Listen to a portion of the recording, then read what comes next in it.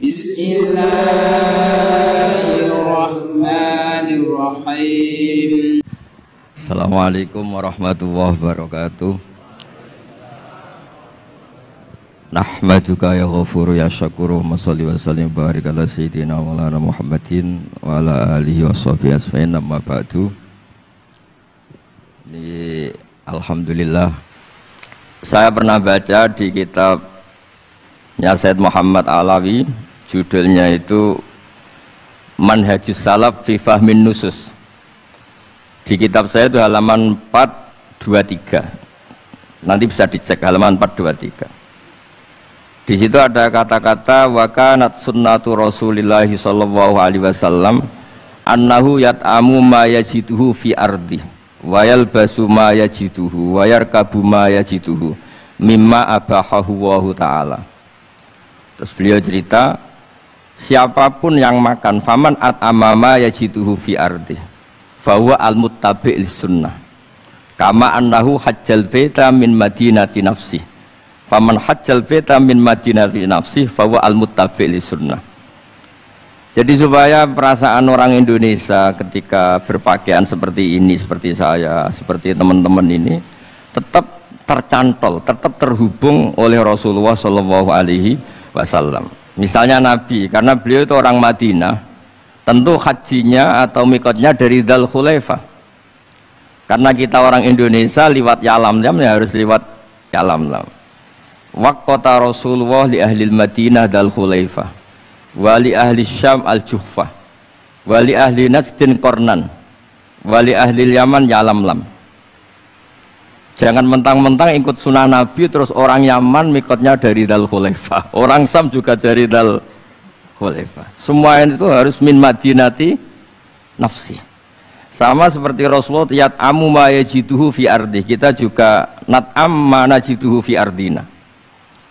Sehingga jangan sampai umat Islam yang perilakunya keseharian ini sudah baik kemudian merasa tercerabut dari sunnah Rasulullah Shallallahu Alaihi Wasallam. Karena Nabi sebagaimana kita ingin dan kita tahu, ketika ada orang Arabi bilang Allahumma rahamni wa Muhammadan wa la tarham ma'ana ahadan, ya Allah hanya saya dan Muhammad yang perlu engkau kasihani, yang lain jangan. Kata Nabi, laqad tahajjarta wasi'an, rahmat Allah yang luas ini kamu persempit hanya karena mungkin kita orang Jawa, orang Indonesia. Makanya saya ini bangga ngaji sama Mbah Mun, beliau orang Jawa, saya ngaji juga hanya di Indonesia. Tapi guyonannya Mbah Mun dulu itu lucu. Wong koyok kon tuh kayak orang Jawa, kayak kamu tuh mesti ada yang alim. Karena Islam ini kafatal linnas. Makanya yang ahli nahwu itu Imam Sibawayh, padahal beliau Persia. Imam Ghazali juga bukan orang Arab, tapi alim hujjatul Islam. Karena Allah ingin memaklumatkan bahwa agama ini kafatal linnas. Bukan milik orang Arab saja, bukan milik siapa saja, tapi kafatal linnas. Makanya kita harus bangga dengan tradisi para habaib. Ada Rauhah Bukhari.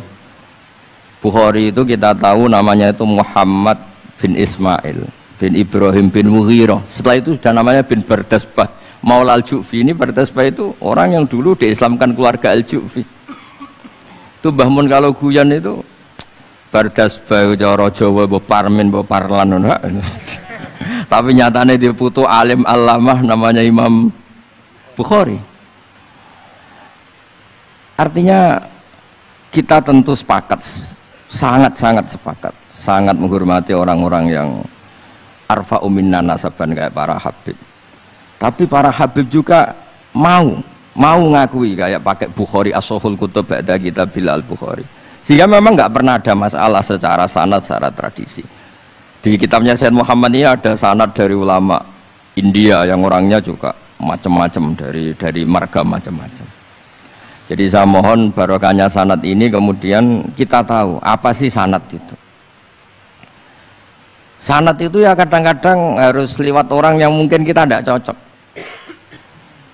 Dulu itu ada sahabat tanya, kalau mencium istrinya pas Ramadan itu sah apa enggak? Kebetulan ditanya itu Maimunah. Enggak tanya Saudah karena sangat yakin enggak itu, kalau Saudah itu enggak. Itu Maimunah jawabnya, kalau kita tidak ngalamin, coba tanya Aisyah yang potensi ngalamin dicium pas Ramadan. Sebetulnya istri yang Nabi itu sama Aisyah itu ya agak gimana yang namanya Doro itu ya rival. Akhirnya tanya, ya Aisyah, gimana hukumnya lelaki mencium istrinya pas Ramadan? Ya dijawab sama Aisyah, qabbalani Rasulullah wa huwa shaim. Yang lainnya nggak bisa jawab, mau nggak ngalami. Jadi sanad tuh kadang ya cocok nggak cocok ya memang itu fakta. Cara mandi junub, mbok kayak apa pinternya sahabat cowok kalau mandi junub ya nggak tahu. Akhirnya tanya sama Sayyidah Aisyah, sama Sayyidah Maimunah. Apapun dekatnya istri Rasulullah, kalau perang ya nggak tahu. Wong itu lelaki. Begitu juga afdolus sahabat kayak Abu Bakar, kadang harus mendapatkan hadis dari orang-orang yang nyon sewu agak deso. Bahkan kadang maula kayak Sauban, kayak Robi'ah bin Ka'ab. Orang-orang biasa sekali. Khodim dulu. Tapi ini kan barokahnya khodim itu tahu keseharian Rasulullah SAW di dalam. Misalnya Anas, apa kenangan kamu dengan Rasulullah?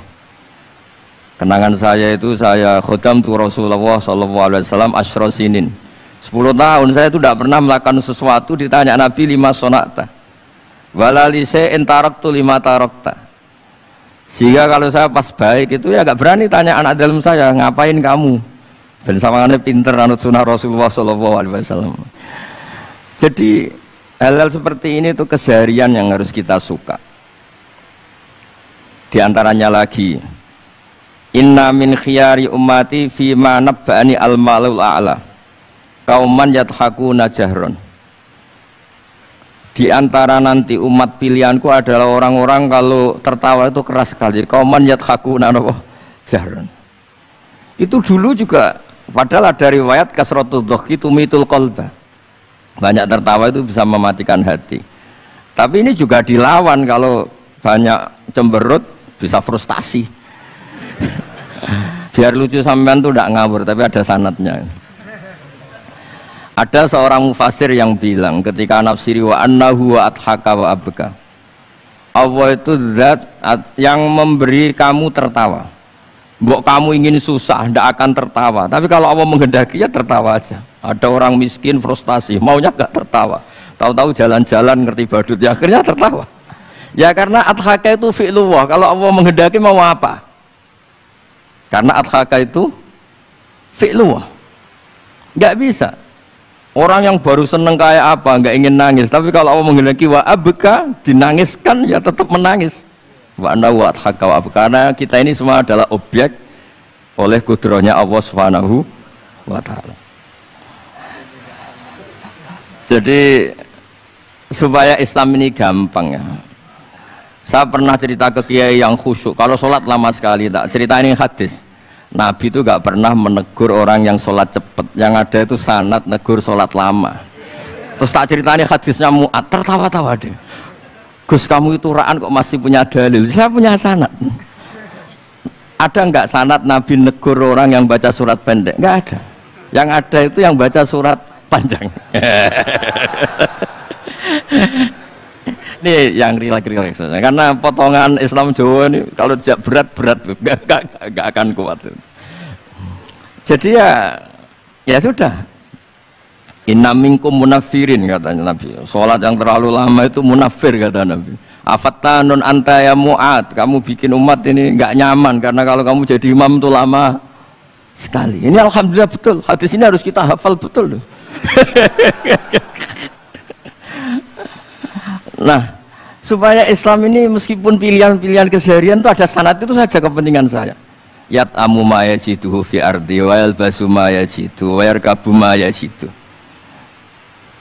Saya sering di tahun desa-desa ku anak kula tahnik cethaki Gus tapi mboten nenten kurma sing nganggo degan ae. Lho Gus dari kiai-kiai ku kurma. Kurma itu halawiyat, ya degan juga termasuk halawiyat. Ya sudah. Kalau kamu ingin sunnah Rasul, Nabi gak pernah sholat di Indonesia, berarti kalau kamu sholat ke Mekah dulu kata saya. Maksud saya supaya orang itu nyaman dengan Rasul, ya itu hadir di semua sisi kehidupan kita. Kalau dalam istilah saya itu Umar Hafid, Faruhu Muhammadin sallallahu alaihi wasallam awsa' wa asra. Kalau kamu bisa tawassul dengan Nabi Ibrahim, Nabi Musa, dan beliau-beliau bisa datang ketika Lailatul Mi'raj untuk hormat Rasulullah SAW di Baitul Maqdis, faruhu Muhammadin awsa'u asra, kata beliau. Jadi bisa datang di kapan saja, di mana saja. Jadi jenengan meskipun di Indonesia tidak usah khawatir, kita semua ini dilihat Rasulullah SAW. Dan cara lihat Nabi itu gampang, tidak kayak kita. Kata Rasulullah, hayati khairun lakum wa mamati khairul lakum. Saya kalau masih hidup juga baik untuk kalian. Anda bisa cerita hadis dengan saya, sering bercengkrama. Dan ketika saya wafat, kata Nabi, saya sudah dekat sama Allah Ta'ala. Kalau melihat kamu baik, saya muji Allah. Kalau melihat kamu salah, saya mintakan ampun. Makanya saya ini jenis kiai yang jarang istighfar. Ini bukan karena sombong. Saya ulang lagi, bukan karena sombong. Saya itu pengagum Sufyan Ats-Tsauri, itu di antara khasnya itu jarang berdoa. Ketika ditanya, kenapa kamu jarang berdoa? Selagi saya ngajar, kata beliau ini, selagi saya ngajar, itu masuk hadis ala khulafai rahmatullah. Waman khulafau kaya Rasulullah alladzina yuhyuna ma amatahun nas min sunnati. Jadi kalau saya baca Bukhari, otomatis dapat doanya Nabi ala khulafai rahmatullah. Timbang kamu doakan nangis-nangis gak jelas mandinya, mendingan mulang gitu. Terus kedua, doa hamalatil arsy. Alladzina yahmiluna al-arsya man hawlahu yusabbihuna bihamdi rabbihim wa yu'minuna bi wa yastaghfiruna. Kita semua sudah diistighfari sama malaikat hamalatul arsy. Rasulullah juga wastaghfir li dzambika walil mu'minina wal mu'minat. Fastighfaru Rasulillah qad kafana wa fawqal kifayah, kata beliau. Artinya gini, kalau kangkang jarang istighfar jangan karena sombong, manfaatkan fasilitas ini gitu. Ini pentingnya. Jadi semua itu jangan sampai kita ada istighfar karena jafa, karena jafatul qalb, karena qaswatul qalb. Enak lah kalau ada fasilitas gitu, ada fasilitas. Itu kalau saya pidato di depan gus-gus, itu ada yang setengah beling, setengah ada alim, ada yang alim. Terus yang beling-beling pesan sama saya, Gus tolong bela kami, maksudnya. Ya kadang-kadang mubalek kan order pesanan itu. Terus tak bacain ayat, walladzina amanu wattaba'athum dzurriyyatuhum biimanin alhaqna bihim dzurriyyatahum wama alasnahum min amalihim min syai'. Orang aba-abanya iman, anaknya iman itu nanti surganya disertakan mbahnya, meskipun kelas amalnya tidak sama. Jadi mbah-mbahnya alim alama, anaknya yang tidak alim nanti surganya sama-sama yang alim. Kenapa sih kalau ada fasilitas nggak dipakai? Pakai aja, nggak apa-apa kan? Yang alim yang komplain, sudah kamu yang alim dihormati, dicucup, salami template, yang ikhlas saja, tidak usah protes, kata saya gitu. Artinya saya inginlah keseharian kita yang awam, yang apa itu harus cari backupan hadis. Supaya semua keseharian kita itu ada apa? Sanad. Misalnya sampean kalau malam itu nggak bisa tidur, tahajud ndak, witir ndak, ya mutolaah ndak. Tapi lihatlah itu sebagai tarkul ma'asi. Apa tarkul ma'asi? Alhamdulillah, malam ini saya ada zina, ndak maling, ndak dugem. Coba kalau kamu malam-malam di kamar, itu namanya apa? Ndak tahajud, ndak witir kan? Tapi kamu harus syukur karena itu tarku zina, tarku sarikoh, tarku kada wa kada. Supaya kamu tetap syukur sama Allah Ta'ala. Itsmamin mubahin ila wa yatahaqqaqu bihi tarku haramimma. Setiap mubah yang kita lakukan pasti di saat itu ada haram yang kita tinggalkan. Makanya dulu banyak orang-orang soleh yang semalaman tuh guyon tok. Guyon sampai pagi. Bukan karena ingin urakan, enggak. Karena mengalahkan setan malam itu godaan mungkin ingin ngintip siapa itu masih kuat sekali. Ingin nonton siapa itu kuat sekali. Terus setan dilawan dengan guyon. Ternyata setelah guyon itu asik, tahu-tahu pagi dan dutannya selesai. Oh itu setan bisa setruk melawan orang alim seperti ini. Karena nilainya tarkul masih. Meskipun dengan cara guyon, karena kalau yang cara wiridan itu calon wali. Kalau yang enggak calon wali ya pokoknya tarkul maksiat. Maksud saya supaya harian kamu yang biasa-biasa saya ini menjadi luar biasa karena ada sanad. Ada apa? Ada sanad. Makanya dulu ulama-ulama itu kalau ngelawan setan itu pakai faroh, pakai seneng. Karena setan itu paling seneng kalau melihat orang mukmin susah. Kalau susah terus ngersulo, kalau ngersulo gugat kodok qadar. Disebut innaman najwa minasyaiton liyahzunal ladzina amanu. Jadi setan itu targetnya supaya orang mukmin itu resah. Kalau resah gugat. Pertama gugat orang tua. Ngapain sih jadi anaknya orang miskin? Jadi susah kita kan. Kalau yang nggak mulia ngapain jadiannya Parman? Kalau saya Habib kan langsung mulia. Kalau Gus kan langsung mulia. Gugat orang tua. Gugat sana, gugat sini. Tapi kalau kamu sudah seneng, wajah pesek, welek, keriting, sawan ngerah karuan. Kan nak mengagukan siapa-siapa? Ya sudah, yang kebaik kul bifadlillah birahmati fa bidzalika falyafrahu. Jadi saya ingin semua itu senang bifadlillah birahmati, yang rileks, yang saya ini kalau nuruti capek tadi naik pesawat datang mandi langsung. Kalau itu dihitung capek. Tapi kalau dihitung senang ketemu jenengan, kesempatan seperti ini nggak gampang. Ya sudah selesai. Makanya ini latihan ya, latihan terus. Saya ulang lagi latihan terus supaya Islam itu ada di semua sisi hidup kita. Tuh, saya pernah sering cerita di mana-mana itu. Ada wali itu istrinya cereletnya bukan main. Wah itu semua muridnya sudah tak biayai kamu cerai, nanti tak ganti istri yang lebih baik lebih. Nggak mau nyerah alasannya apa? Ini wanita bahaya sekali. Kalau sampai dinikah orang lain, kasihan orang lain dapat musibahnya. Biar saya aja yang ngalami, kata wali itu. Jadi dia ada ingin, makanya ada juga kiai di santri bullying di rumah teh. Santri ini nak pindah pondok, ngerusak pondok uang, mendingan pondok kuai. Jadi dia handle. Terus sekarang apa? Dia handle daripada ngerusak pondok orang lain, mendingan pondok saya. Jadi cerita-cerita seperti ini harus kita kaji. Supaya semuanya itu pakai sanad ilmu.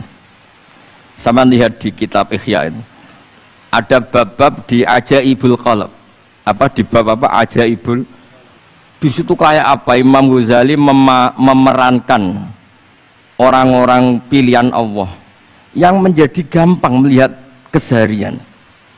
Misalnya gini, misalnya Islam zaman akhir kan katanya tantangannya banyak. Coba kalau baca ayat wa ya'bawah illa yutimma nurah wallahu mutimmu nurih. Agama ini milik Allah, diurus oleh Allah Ta'ala. Islam ke Indonesia itu enggak ditunggoni Nabi. Nabi sudah intaqala ila rafiqil a'la. Kadang di kampung-kampung di Islam nomodin. Ya jalan karena ini agama Allah. Kita ditinggal-tinggal orang yang lebih baik ketimbang kita. Islam kita tunggui. Ya jalan, memang ini agama Allah yang ngurus Allah. Kamu tidak usah khawatir. Jadi seneng kita bukan karena dablek, karena yakin jaminan Allah Subhanahu wa Ta'ala.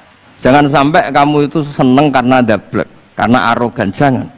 Karena bidomanillah, yakin bidomanillah wa bikafalatillah. Seperti senengnya Sayyid Abdul Muttalib. Ketika Ka'bah mau dirubuhkan Abraha, ada penyerangan Abraha. Ini yang Mbah Mun sering cerita ini. Wah itu semuanya kalah. Terus takok man sayyidu hadhil wadi. Siapa tuan di sini? Abdul Muttalib. Abdul Muttalib itu datang dengan wibawanya yang luar biasa. Abraha itu sampai bingung dia. Kalau duduk di singgasana dia disalahkan orang banyak. Karena raja kok duduk berdua sama orang yang tidak raja. Kalau Abdul Muttalib di bawah dia nggak punya nyali karena ada hebatnya Sayyid Abdul Muttalib. Oleh takdim luar biasa. Setelah itu tanya, apa keinginan kamu? Saya tidak ingin perang, saya hanya ingin merobohkan Ka'bah. Ternyata Sayyid Abdul Muttalib jawabnya apa? Unta saya yang 100 lo kembalikan dulu, tidak usah cerita Ka'bah. Kagetnya bukan main Abraha. Kamu ini pemimpin yang nggak benar. Ka'bah itu dinu kawa dinu abaik, itu kan agama kamu. Mau saya robohkan kamu malah bicara unta. Ini kamu itu pemimpin model apa? Jadi saya nyesal hormat kamu, ternyata kamu mental kamu hanya mikir apa? Unta. Tapi jamnya Abdul Muttalib itu unik. Inna lihadal bait rabban hamaluk. Unta itu milik saya, kembalikan dulu. Kalau Ka'bah itu milik Allah, nanti diurus yang punya. jadi di balik seenaknya itu ada tauhid yang luar biasa. Makanya saya termasuk kiai yang nggak susah kalau mau mati. Kalau mau mati, mati aja. Saya udah mikir kalau setelah saya ini agama gimana ya, gak gimana mana agamanya Allah Ta'ala. Jadi dibalik ya secara lahir kan seenaknya. Ternyata innalihadal bait rabban hamahu. Ka'bah itu ada yang punya, nanti biar diurus yang punya. Nah maksud saya kalau jenengan ini kan insya Allah ndablek semua, kawin ya nggak mikir istri saya nanti makan apa, ya kan? Masa depan kamu ya tidak dipikirkan, warisan nggak punya apa-apa, nggak punya ya sudahlah. Bukan karena dapet, karena tawak. Itu saja pokoknya saya ingin ngomong, pokoknya perilaku Anda keseharian itu jadi energi to'at, ya. Perilaku keseharian Anda ini jadi energi apa? Itu saja. Barokahnya kamu ngaji napa sanad. Itu dulu ada ulama miskin sekali. Itu tiap pagi datang ke gunung paling tinggi, terus dia duduk itu agak-agak angkuh itu. Siapa yang lebih raja ketimbang saya? Terus ditanya, kamu tidak raja kok merasa? Ukuran raja itu tidak ada yang berani nyurus. Di sini juga tidak ada yang berani nyurus saya. Lu itu sudah bisa syukur sampai mati. Karena sekali dia kumpul orang, lihat orang naik Alphard ngeluh, lihat orang punya istri cantik ngenes, lihat apa ngenes daripada gitu naik ke gunung. Siapa yang bisa menandingi keladatan saya dalam hidup ini? Ana ma'allah wabillah ngomel-ngomel sendiri. Tapi itu cara dia syukur. Cara dia apa? Syukur. Dan akhirnya betul dia punya sanad. Mangkana aminan fi sirbih mu'afan fi jasadi intahu kuntu yaumi faka'anna ma khizat lahu dunya bihadza firya. Ya sepenting orang itu sehat, ya aminan fi sirbi mu'afan fi jasadi indahu qutu yaumi faka'anna ma khizat lahu dunya bihadzafiriha. Jadi ini madhab saya karena saya diundang di sini min khas saya. Jadi kalau saya pura-pura tawadhu, pura-pura baik kan kaget. Kenapa Gus Bak sekarang jadi baik kan nanti? Ya ini anggap saja jujur. Ya kok rubah gitu.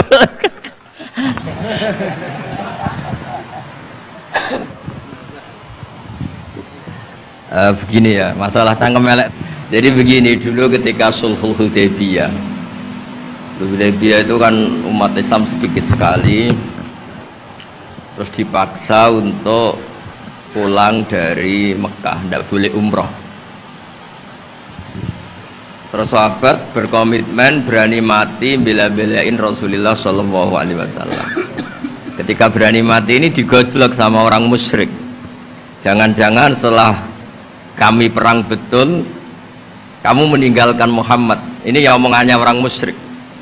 Abu Bakar itu semua ulama tahu kalimat itu, cuma tidak usah diterjemah. Umsus bidrallat katanya. Itu adalah Abu Bakar yang ngendikan itu. Karena memang ekstrim. Terus kedua, ada orang Bedui itu ngukur seorang nabi itu dengan hal-hal yang kurang baik. Misalnya begini. Ya Muhammad, kamu ngeklaim tahu berita langit, coba unta saya yang hilang itu di mana? Katanya tahu berita langit, sekarang tahu nggak unta saya hilang itu di mana? Mobil saya di mana tuh? Begitu juga ketika untanya hamil, bunting itu tanya, Muhammad kalau kamu nabi katanya tahu berita langit, kamu tahu isinya yang di unta saya ini?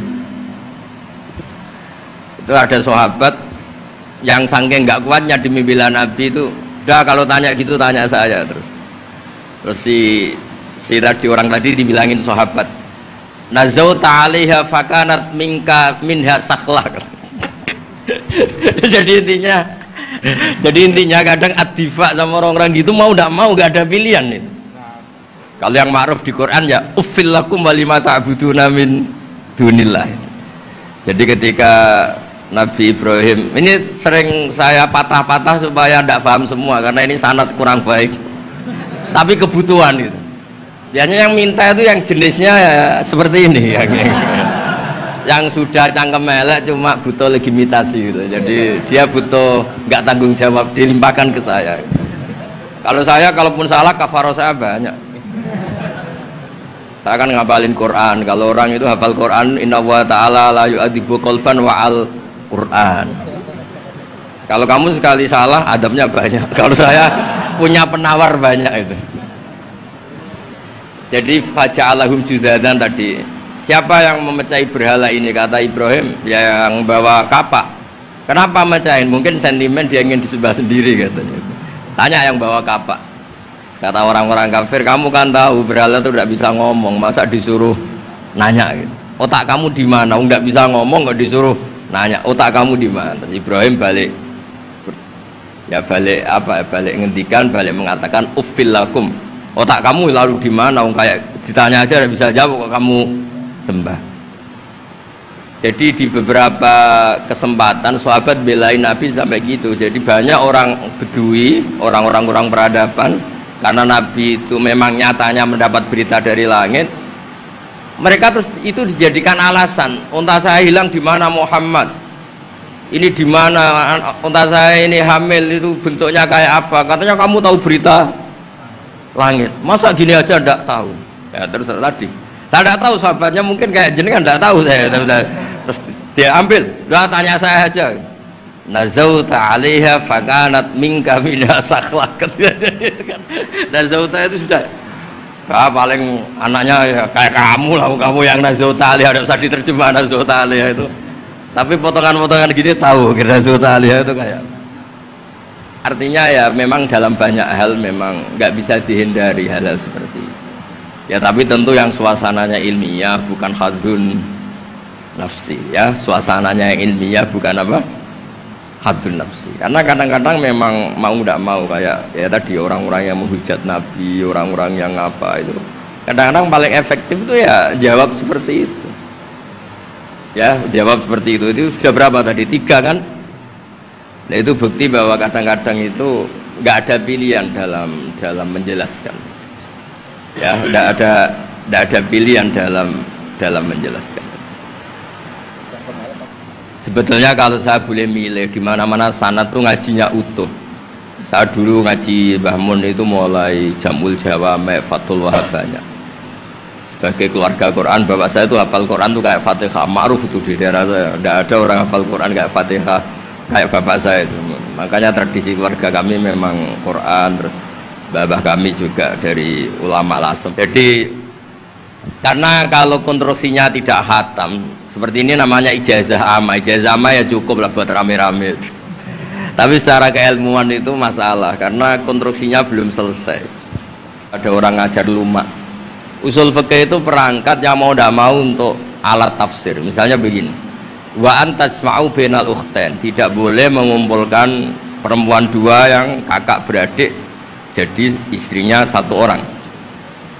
Itu bainal ukhtain itu min itlaqil ba'di wa iradatil kul, yang dimaksud Allah adalah mengumpulkan 2 orang yang ada hubungan mahram.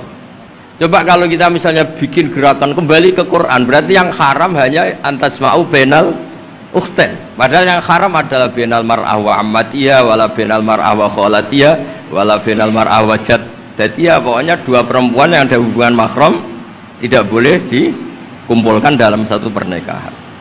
Bayangkan kalau orang tidak ahli usul fikih kemudian dia mentafsirkan Quran terus dia hanya pegang wa antasma'u bainal ukhtain. Itu juga anak tiri. Ada aturannya, lafadz yang keluar karena ghalib itu tidak punya makna. Misalnya begini, anak tiri yang nggak boleh dinikahi adalah waroba ibukumul lati fi hujurikum, anak tiri yang serumah. Padahal anak tiri serumah tidak serumah, kalau ibunya sudah kamu kumpulin kan tidak boleh dinikah. Lalu kata fi hujurikum di sini adalah yakhruju makhrujal ghalib, ya umumnya anak tiri itu serumah tapi bukan punya ikatan apa hukum. Nah, hal seperti itu kan riskan kalau kita tidak mengaji usul fikih apa kaidah fikih. Misalnya gini, ada ular di dalam, terus kiainya bilang, Jamal ambilkan tongkat itu. Terus kamu karena agak dipanggil namanya terus gak ngambil tongkat, oh yang dipanggil Jamal bukan saya, ini santri geblek dah. Sebenarnya kata manggil itu qaulun nabi li ahadin min ashabi itu qauluhu lil jami'. Yang hal-hal yang baik, yang darurat, siapapun yang bisa melakukan harus melakukan itu meskipun nggak dipanggil. Coba semua wiridan, ya Mu'ad inni uhibbuka fakul dubura kulli sholatin Allahumma a'inni ala dzikrika wa syukrika wa husni ibadatik. Sebagai riwayat fala tada'anna dubura kulli sholat. Terus kamu bilang nama saya ada Mu'ad loh, berarti tidak kena ijazah itu. Itu harus ada analisis usul fikih. Kalau enggak ya habis kita. Semua wiridan tuh ya Abu Hurairah, ya Mu'ad, ya Aba. Nah, terus kamu, saya ada yang diwaksiati Rasulullah, ada yang diijazahi, ada bisa. Jadi masalah sana tuh maunya kalau sampean orang baik ya semua kebaikan itu saya ijazahkan. Ya tapi tentu beda yang ngaji betulan sama yang ngaji begini-begini itu. Ya memang seperti itu, karena kalau ingin jadi ulama konstruksinya memang harus utuh. Karena tadi ada usul fikih, ada kaidah fikih, ada macam-macam kayak tadi wa antas ma'u bainal ukhtain. Itu ya zaman Nabi Sugeng sudah nambahi wala bainal mar'ati wa ammatiha. Tidak boleh menikahi istri dan budenya atau bulenya. Nah, kenapa Nabi tidak bilang wala bainal mar'ati wa jaddatiha? Kayaknya orang kelainan kalau kepikiran seperti itu. Loh, kalau bule itu masih masuk lah. Ya misalnya istri kamu 17, bulenya 27 kan kok cantik, budenya kan masih bisa mikir gitu. Tapi kalau istri kamu 20, mbahnya 80 kok kepikiran itu kan. Sehingga di hadis memang hanya wala bainal mar'ati wa ammatiha, wala bainal mar'ati wa kholatiha. Nabi tidak mengatakan wala bainal mar'ati wa jaddatiha. Kayaknya kalau orang normal tuh tidak kepikiran itu. Ya tapi apapun itu nyatanya Quran hanya wa antas ma'u bainal ukhtain. Itu kalau nggak dijelaskan pakai usul fikih, ini min itlaqil badi wa iradil kul secara balaghah. Ya itu kan tidak bisa. Nah, di sini pentingnya ngaji khatam. Makanya saya suka ngaji Jalalain dengan penjelasan fikih, penjelasan usul fikih, karena supaya orang tuh tahu lah. Ya kalau kamu tidak menguasai betul, terus akhirnya ngomong menurut saya, Quran kok menurut saya, menurut perasaan saya tidak bisa. Kata bijitan kok biroi ya sudah pesen tiket di neraka. Ngeri kan? Apalagi sudah biroi dapat penghormatan, dapat uang, dapat panggung. Islam kok menurut saya, loh ini Islam yang menurut Rasulullah, Islam kok menurut saya. Dulu itu ada orang alim alama namanya Les bin Sa'ad. Kata Imam Syafi'i, al-Les afqahu min Malik illa annahu doya'ahu ashabuh. Imam Les secara fikih itu lebih alim dibanding Imam Malik, tapi doya'ahu ashabuh, murid-muridnya agak menulis. Bazubair andai kan tidak punya putra Mbah Mun, orang juga agak bakas lagi Bazubair. Bapak saya Kiai Nur Salim andai kan tidak punya putra Samu, kan orang sudah lupa. Dulu ini cerita yang paling ekstrim. Dulu Nabi Ibrahim pernah dikira Yahudi karena punya keturunan Yahuda bin Yakub bin Ishak bin Ibrahim. Ketika Yahuda punya perilaku tertentu seakan-akan itu dari mbah-mbahnya. Baru setelah Rasulullah SAW memaklumatkan ad-dinul hanif, ad-dinul Islam millatun hanifiyah, millata abikum Ibrahim, baru terpulihkan nama Ibrahim.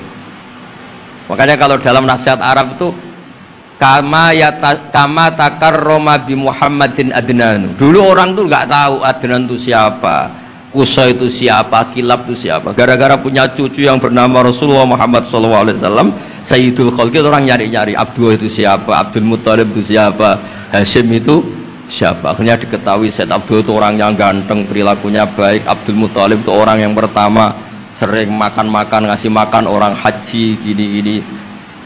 Dikatakan Syaibatul Hamdi karena terus orang ini dikatakan wasumi afisul bin Nabi sallallahu alaihi wasallam dzakara wa ta'ala walabba. Ini dikatakan kusoi litakosi fi biladi qudaatal qosiyah. Terus dikatakan Kilab likasroti takalubi fil ardi karena orangnya aktif, sering berjuang di mana-mana. Terus jadi makanya kalau jenengan punya anak, punya cucu, doakan jadi orang baik. Karena status Anda ini tertera cucu-cucu Anda. Lho nggih, misalnya bapaknya sampean alim terus putune nak domino di situ, mabuk-mabuk di situ. Itu disatakan makam keramat apa tempat mabuk. Nah, makanya dzurriyyah ini penting. Makanya ketika Allah memberi hadiah pada Rasulullah Muhammad SAW kepada semua nabi, itu yang disebut wa ja'alna dzurriyyatahu humul baqi.